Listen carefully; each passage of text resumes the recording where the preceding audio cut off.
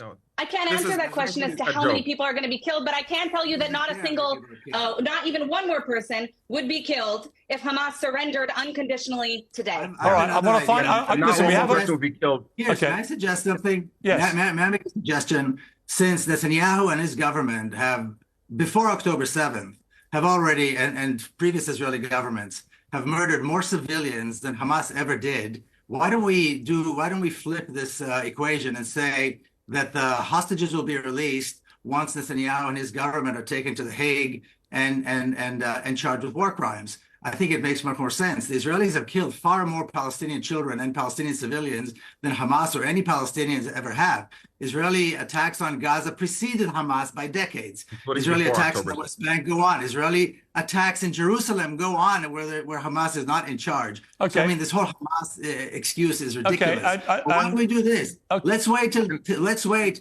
till we remove Netanyahu's government and then negotiate. I think that should be the condition. And the Israeli military, which is a genocidal terrorist organization, is disarmed and dismantled. That will be a good time. Okay, let me give the final word to the Palestinian on the panel, which is you, Omar. Look, we have to stop this pretense that Israel is engaging in accidental violence in which Palestinian civilians are killed. Every major human rights organization in the world, including, by the way, Israeli human rights organizations, document that the Israeli military is engaging in indiscriminate violence against civilians. And that is why the International Court of Justice has found that there is actually a plausible case for Israel being engaged in genocidal violence in Gaza. And that should tell you something. And we have to stop pretending that you can kill this many people on accident. And just one issue with something that you mentioned, Piers, I don't think this is a question of proportionality. We have to be clear about what Israel is doing here. This is not an act of self-defense, because an occupier can never, in principle, be defending themselves against the people they're occupying. If we are serious, once again, what Israel is doing in Gaza, if they wanted self-defense... There were zero Israelis in Gaza on October 6th. Zero. Inside, is not but they occupied. controlled Gaza.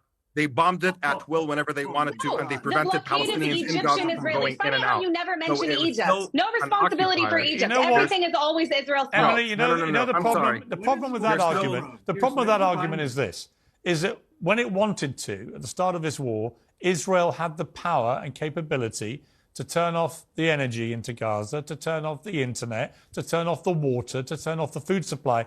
That is a form of occupation, even if you're not physically inside Gaza. That's actually false. What That's Israel actually false. defending Israel is a wasn't system able of to turn dominance off all over of the water. Yes, it Palestinians. is. They only control 30% Not of the all water. of it, but they it was able to turn it off for a lot of people. Electricity. I don't think Israel should have that power over any Palestinian.